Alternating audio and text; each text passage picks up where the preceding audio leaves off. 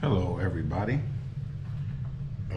It's been requested that I show you guys how to break down and clean and oil a pistol.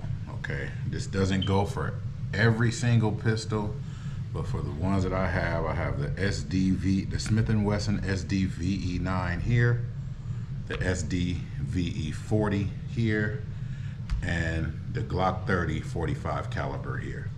The reason why I have these three guns is to show you this, and I'll explain later. Okay, these guns break down the same way, but there are differences in how to prepare them to get them to take the slides off. Okay, the Glock is different from the Smith & Wesson, but there may be other Smith & Wesson models that break down differently. So I'm not gonna say this is for every Smith & Wesson, but pretty much every Glock breaks down the same, okay? So, and I'll show you what the difference is. First, whenever you handle any gun, any firearm, you should check the chamber, okay? Always check the chamber. Make sure that the chambers are empty. That is very important. And the reason why is because you have to make sure that the trigger is not set. It has to be depressed in order for you to get the slide off of the firearm. So checking the chamber is very important because you will have to pull the trigger, okay? Unless your trigger is not set already. The difference between a Glock and these two Smith & Wessons is you can actually pull the trigger with no magazine in the firearm. Okay, with the Smith & Wesson, you can't. It won't click unless there's an empty mag in it. Or it could be a full mag, just not one in the chamber, but it has to be a mag in the firearm in order for you to pull the trigger, okay? I hope I can get this clearly. So now, because I racked this all the way back, the trigger is set again. There is a lever, and I don't know if you guys can actually see this. I'll try to put some light on this. Give me a second. Try to make this video not too long. Inside of here, there's a lever, and let me try to see if I can. Well, it's a little hard to see, but down in there, there's a lever. Not the little silver piece that you see right here. It's directly below that. It's a little black little lever down in there that if you depress it, you'd be able to press the trigger. So right now you don't hear the click, but if I stick my finger down in there and push down on it, okay, now the trigger is no longer set. See? So I'll push this back. Okay, so it's no longer depressed. So that's the workaround if you don't have a magazine, an empty mag to put into this gun to reset the trigger, okay? Easier if you just stick a mag in it, you'll hear that click. Okay, that click was that lever coming back up again, okay? So that would allow you to actually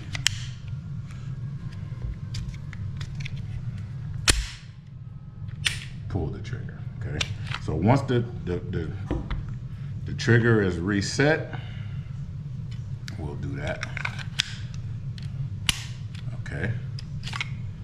So now it's easier. You can take the slide off. So I'm gonna show you what I show most people about taking these slides off, okay? If you're a righty, so this is my right hand, okay? This is about the easiest way that I can show someone how to take the slide off. You're holding a gun like this. Only thing you really have to do is just rotate your 4 fingers up to the top, okay?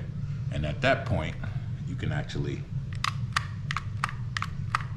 That's all you need to pull that slide back. Okay, so a lot of people, mostly women, have problem with getting that slide back and being able to grab the release. So these two, this little notch here, this little lever here, and on the other side also, it's actually one piece that goes all the way through. So when you're grabbing this, you want to grab from both sides and pull down. Okay, so the easiest way for me to show you how to do that is from the way that you hold it. All you have to do is just rotate your fingers up top. Okay, your thumb is actually still on where it was in the first place, and you can do that. Okay, now once you pull it back just that much, not much more than that, okay, now you just pull down on these, slide it forward. Give that a try. So for some of you that may have problems getting these slides off, this is about the easiest way that I know how to. Okay, so now it's back on there. You're holding the gun. All you do is keep your thumb in the same position. Okay, and you just rotate your fingers up top. Rotate those 4 fingers up top, and that gives you, basically making a fist around the back side of the firearm. And then now you can actually move it with one hand. Okay, and then you just grab the levers, use your thumb and index. Okay, that makes things easy. Okay, so once you got it off, you can pull the spring, and you can actually push up to get the barrel out. Slide it out. So now it's apart. Okay, other than the fact that the way to reset the trigger on the Smith & Wesson is a little bit different, because you need the mag to pull the trigger, or you have to reach in there and press that lever down. Everything else is exactly the same. So same deal. Let me make sure that I actually have this reset. Okay. Same thing. You're holding the gun. Just rotate your fingers up top. That's all you got to do, just like that. Grab that little notch. Bam. Comes right off. Okay. I like to make things nice and simple. Pull the spring, push up on the barrel, pull it out. You are now field stripped. Okay. There's no need for me to take this one down, but you know, just for giggles, why not? Okay. Holding position. Rotate your fingers up top, make a fist around the back of the pistol. Pull back just a hair. Pull the levers down. Bam. Okay. But I'm gonna put this one back because these two are the same. Okay. And I'll tell you why I have these 3 out here. So now it's time to clean. I use Ballistol.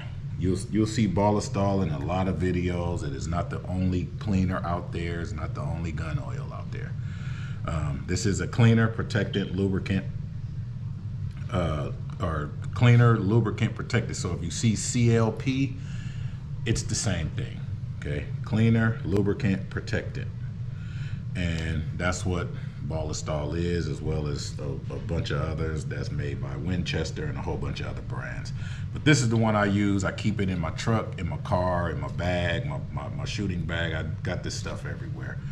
Okay, so although my pistols are clean, because I actually cleaned them already, I'm going to show you guys a good way to clean these. So let's get this out the way for a second. Okay.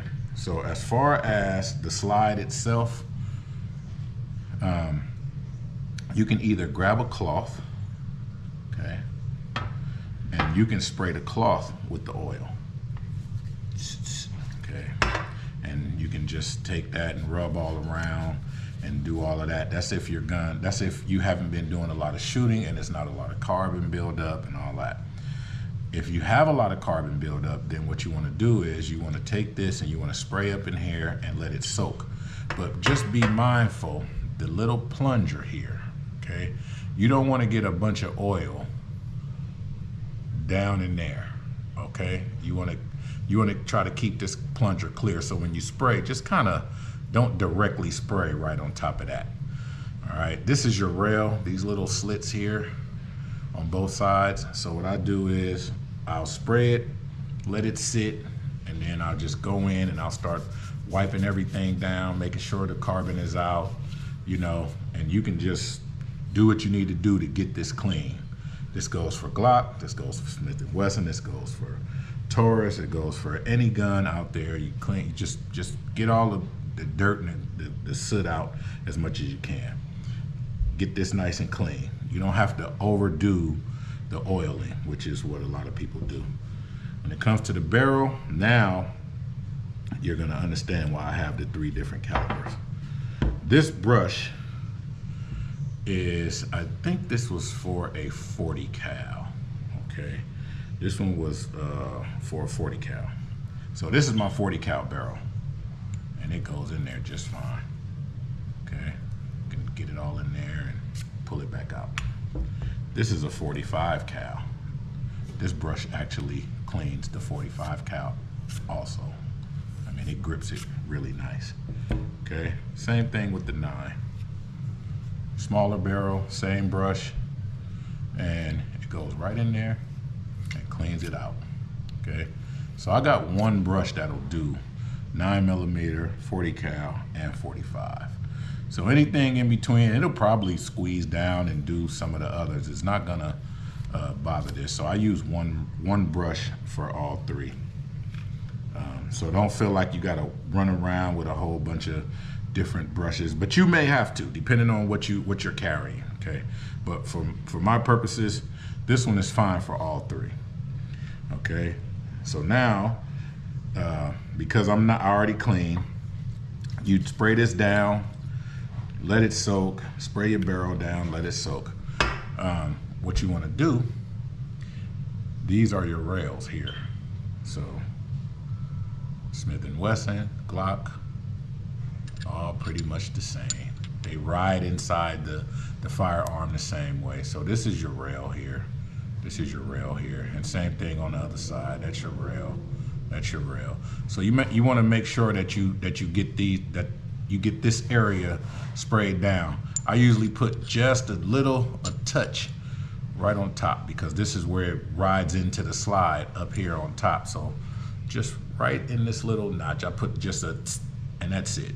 If you got a dropper, put 1 drop there, and it's just enough to make things work smoothly. You don't have to. Some people do, some people don't, and you know, everybody does their own thing.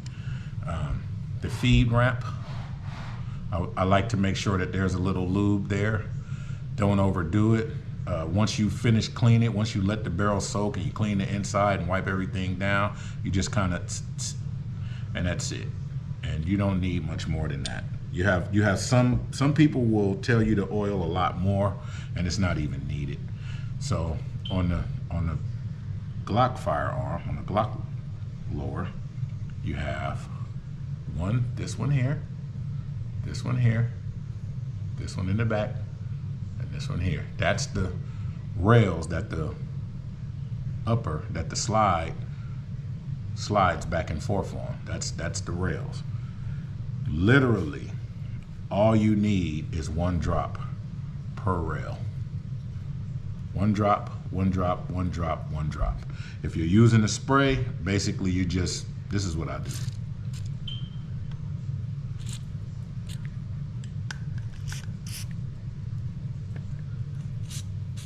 That's it.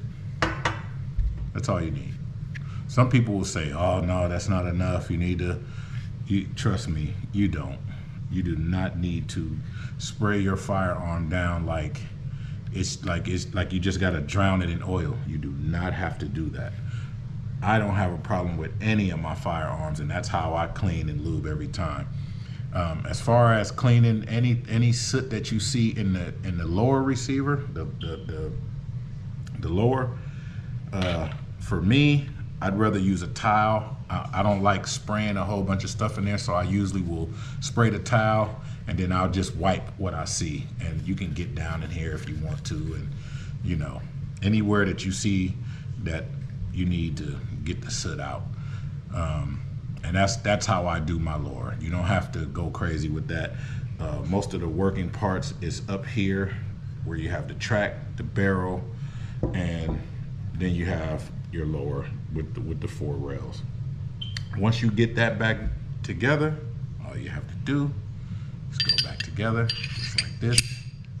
Put the barrel in, put the spring in, compress, make sure the spring is in there flush, and you'll know that it's in there correctly because it'll be level.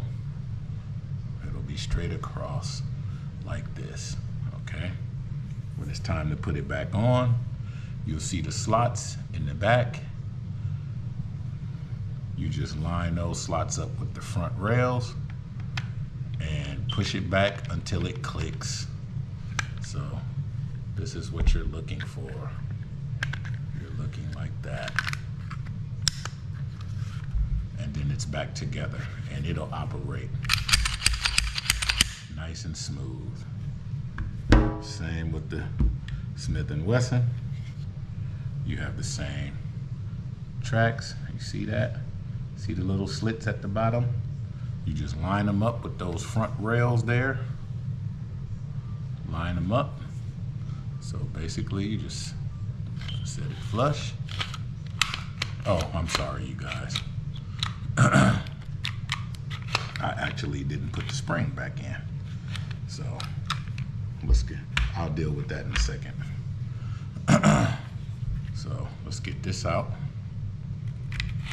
Okay. Of course, put it back together, line it up, and just push it back till you get that click. And then you are back together and ready to go. So hopefully this was nice and smooth for you guys. Taking these down is very easy, a little bit of practice. What I did for my Glocks is I actually I put a extended takedown, extended release, so it'll stick out farther, because for some of the factory releases, this one is really flush to the side of the lower, and it makes it harder to grab it. So especially if you happen to have oil on your hands or you just can't get a good grip, it is really hard sometimes to pull this down and get it out the way. So I actually ordered extended slide release, and it sticks out just enough for me to get a nice grip on this. So even if I have oily fingers or whatever, there's enough here for me to get a nice grip on this and get it off of there. I can actually pull this down even while there's tension on it. Okay. See? So I actually have it out the way now. You can see that. So I like having that extended takedown, the extended slide release. So if you can get yourself a set of those, if you ever have problems getting these off, getting a set of extended ones will help out greatly. So hopefully this video was helpful, and if it was, don't forget to subscribe, share, comment, let people know about us. Bay Area Gun Club, we are here to help, and if you have any questions, please feel free to ask. See you next time.